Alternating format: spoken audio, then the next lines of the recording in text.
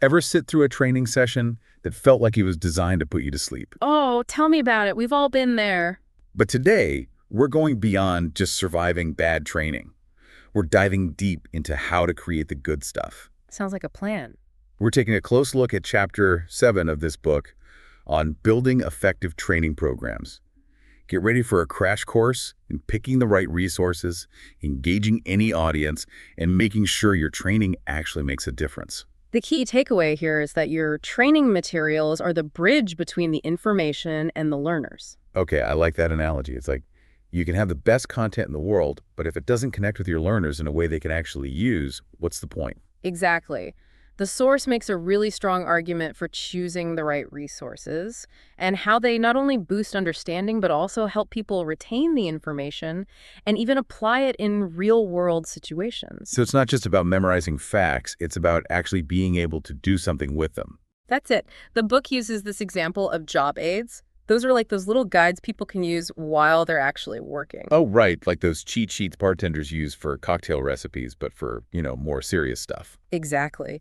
It's all about providing tools that people can use right away so they can actually put what they learned into practice.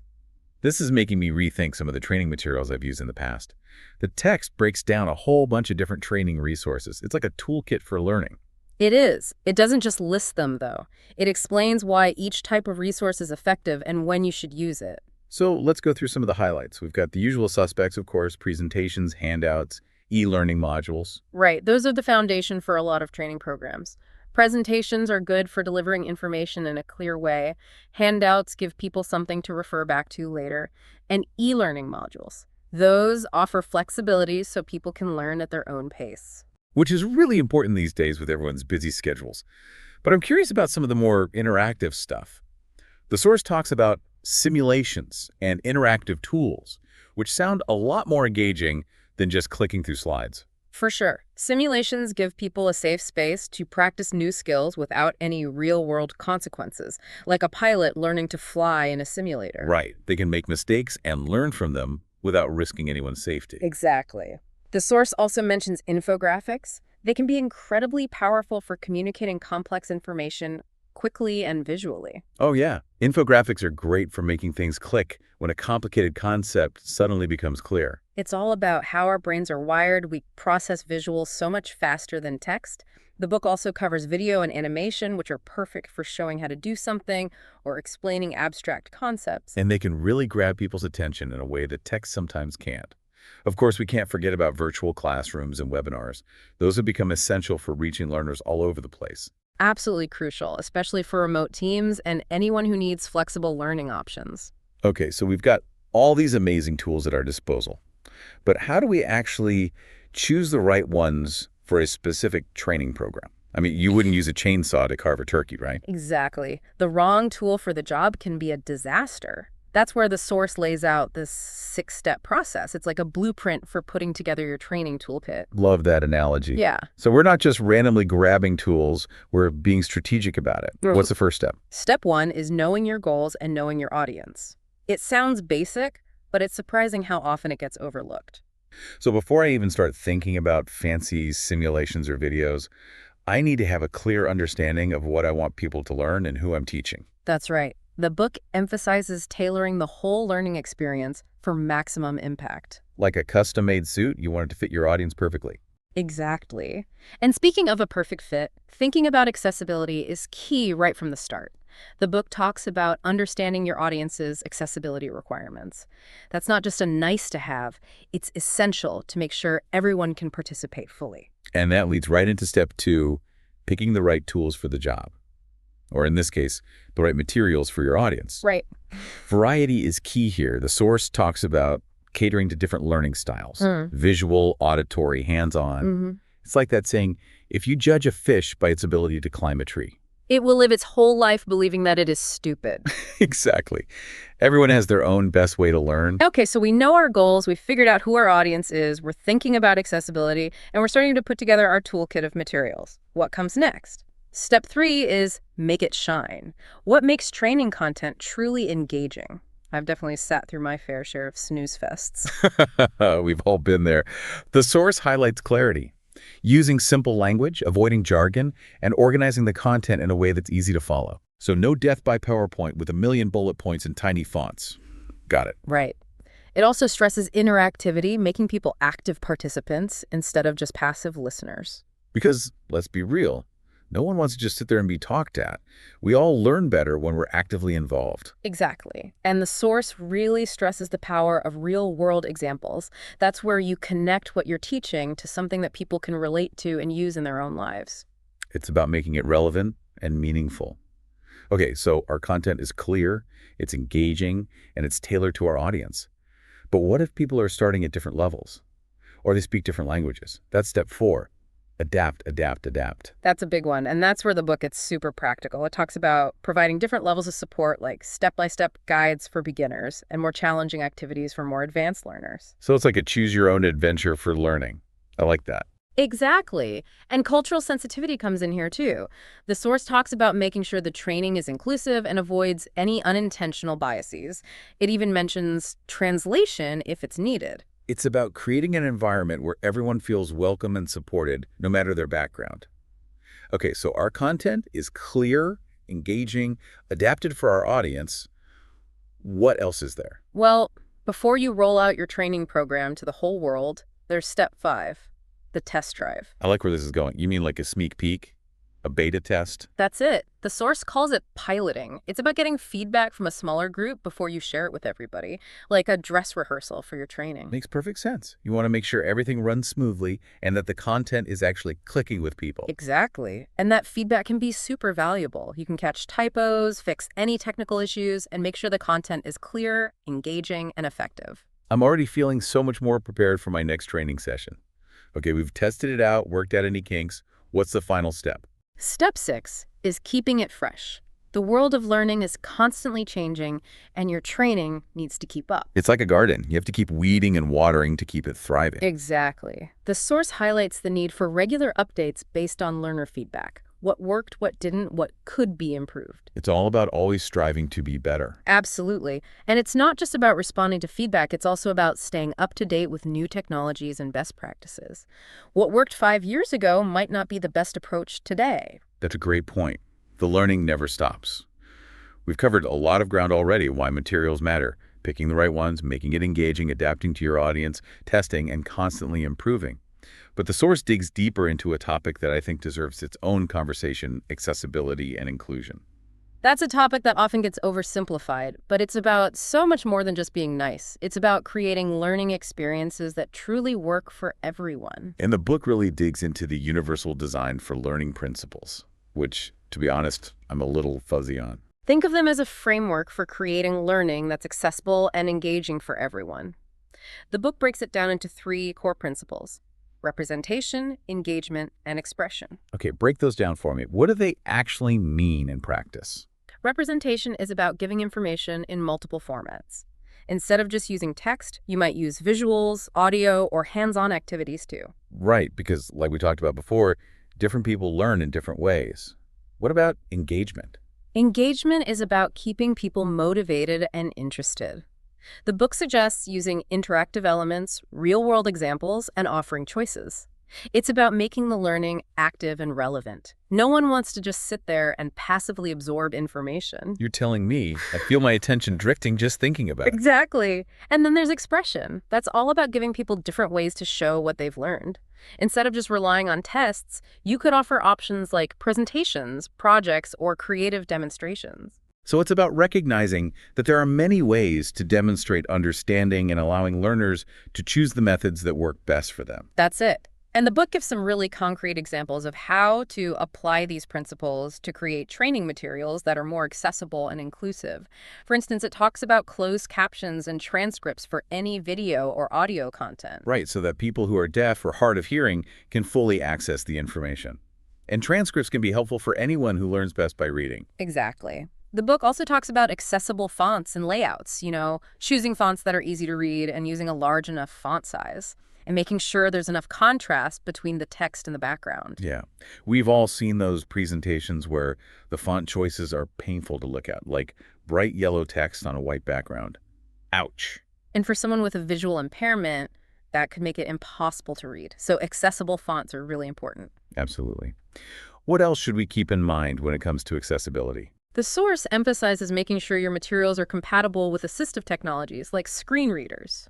Screen readers. Remind me, what are those again? Screen readers are programs that read text aloud for people who are blind or have low vision. They're really important for accessing digital content, so it's crucial to design materials that work well with them. Right, so that someone using a screen reader can still get all of the information, even if they can't see the screen. Exactly. And it's not just about the text itself. What about images? Oh, right. Images, too. That's where alt text comes in. Okay, I've heard of alt text, but I don't really understand what it is or why it's important. Alt text is a short description of an image that a screen reader can read aloud.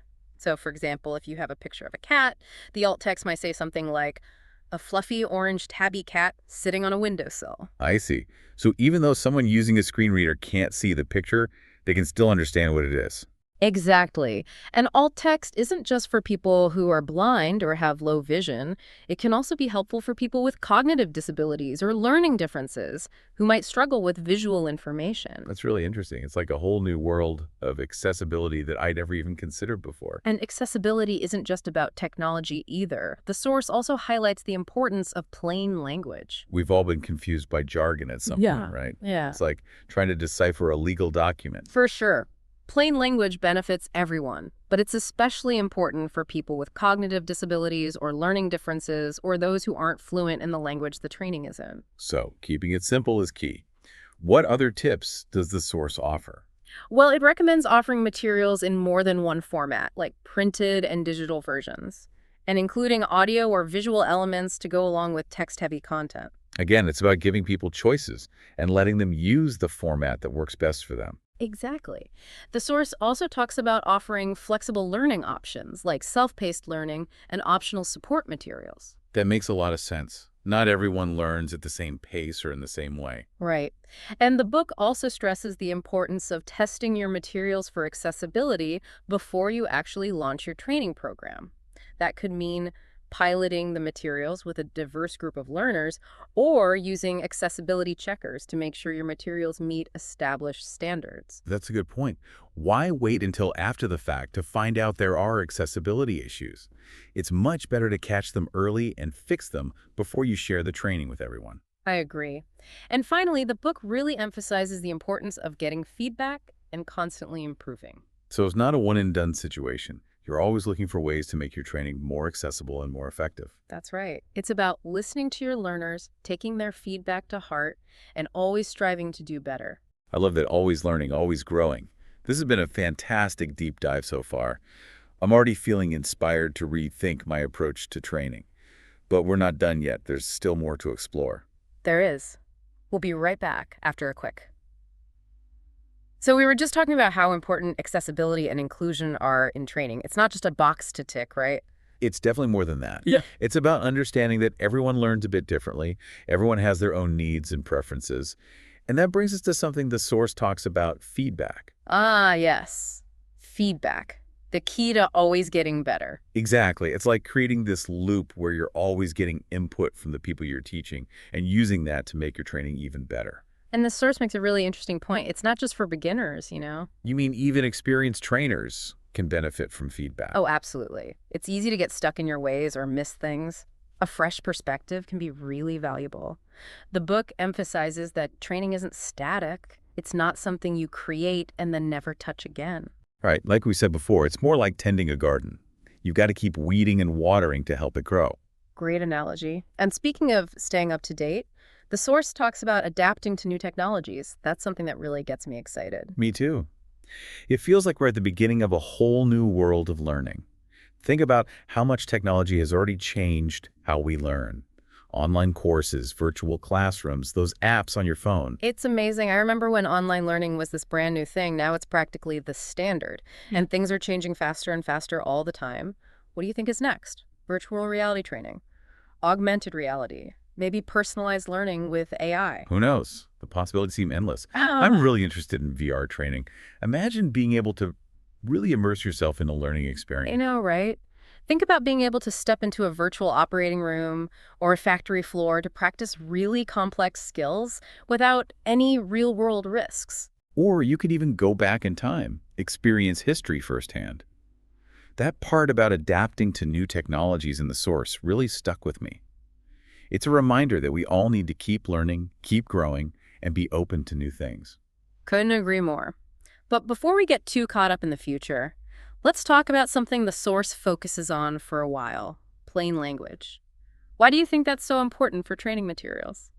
I have to admit, in the past, I've definitely been guilty of using jargon and complicated language, and it never really worked well. We've all done it. But the source argues that using plain language isn't about dumbing things down at all. It's about making information accessible to more people. So it's not talking down to people, it's about meeting them where they are and using language that everyone can understand. Exactly. And the book even says that plain language can actually help people learn and understand better. It makes sense. When you're not trying to figure out complicated words, you can actually focus on what you're trying to learn. Right. No one wants to feel like they're not smart enough to understand something.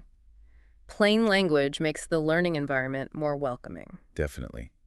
Speaking of creating a welcoming environment, the source talks about cultural sensitivity, especially when you're creating training materials. What are your thoughts on that? It's so important. The world is becoming more and more connected, so we have to be aware of all the different cultural norms and values out there. Right. We have to avoid accidentally using language that could be offensive or stereotypes that might alienate people. The source has some great advice on that, like using examples that are relevant to a global audience, avoiding language that could be insensitive, and being aware of different communication styles. It's all about being respectful and making sure everyone feels included and valued. Exactly. And it's not just about avoiding bad things, it's about making the training more engaging for everyone. When people feel respected and understood, they're more likely to actually learn. It all comes back to that idea of creating a truly inclusive learning experience. It does. And along those same lines, the source mentions providing materials in different formats. Why do you think that's a good idea? Well, everyone learns differently. Some people are visual learners, some people are auditory learners, some people learn best by doing. Offering materials in a variety of formats just means that everyone can choose what works best for them. And it also makes things more accessible for people with disabilities. Someone with a visual impairment might prefer an audio recording, for example. It's about giving everyone an equal chance to learn, no matter what their abilities or preferences are. That's the goal. It's about that universal design idea we talked about earlier. It's better to design things to be accessible and inclusive right from the start rather than trying to fix things later. I think that's a much better approach. Be proactive, think ahead. Absolutely. We've covered a lot in this deep dive, everything from the specific details of choosing training materials to the bigger ideas of accessibility, inclusion, and adapting to all the new technology. It's been really interesting. One of the biggest takeaways for me is the importance of always improving. Yes, the search for better never really ends. The book really drives home the point that effective training isn't a one-time thing. It's a process that never stops. You're always learning, adapting, trying new things. Exactly. Which brings us to this really interesting question the source poses. How do we adapt to all of the emerging technologies in the world of training? How do we keep up with the changes? That's a question with no easy answers, but it's one we all need to be thinking about. Because the way we learn is changing every day. It's up to all of us to be curious, be adaptable, and embrace the new possibilities. I love that. Embrace the possibilities. Well said. This deep dive has been amazing so far, but we're not quite finished. There's more to come. We'll be back in just a bit to finish up this exploration of training and learning. Stay with us. And we're back. We're having such a great conversation about the world of training, from choosing the right materials to making it engaging and adapting for all kinds of learners. And of course, always improving along the way. It's been quite a journey. And that part in the source about adapting to new technologies that really got me thinking. Yeah, how do we keep up with all the changes? Technology is moving so fast these days, it's hard to even imagine what the future of learning will look like. It is a big question, but it's exciting too. Think about how much has already changed. Online courses, virtual classrooms, mobile learning. It's incredible how quickly things have evolved. And it's only going to get faster from here. We were just talking about virtual reality and augmented reality being used in training. Imagine you could step into a virtual world, practice complex skills, and there would be no risk. I know. You could perform surgery, troubleshoot a machine, anything. The possibilities are pretty mind-blowing. Absolutely. And then you've got AI, which could be used to personalize learning, really tailor the content and the pace to each individual. That would be amazing. It's like having your own personal tutor, available anytime. That part in the source about adapting to new technologies really made me realize that we need to be lifelong learners. We have to be open to new things, new ideas, new ways of doing things. Couldn't agree more. We need to experiment, try new tools, and always be pushing the boundaries of learning. That's a great way to put it. This whole deep dive has been so insightful. I'm walking away with so many practical tips and new ideas I can use in my own work. Me too. The source does such a great job of explaining things and making those complex concepts easy to understand. I agree. And it's not just about the practical stuff. It's also about a change in mindset. We need to move away from thinking of training as a one-time thing and see it more as an ongoing process, something that's always evolving. It's about building a culture of continuous improvement where feedback is encouraged and everyone feels comfortable sharing their ideas. Well said. So as we wrap up this deep dive, I want to leave you with this thought. The future of learning is in our hands. It's up to each of us to be curious, to adapt, and to embrace all of the possibilities out there. That's right. Go out there and create learning experiences that are effective, engaging, and inclusive for everyone. And never stop exploring and learning new things. Thanks for joining us for this deep dive. We'll see you next time.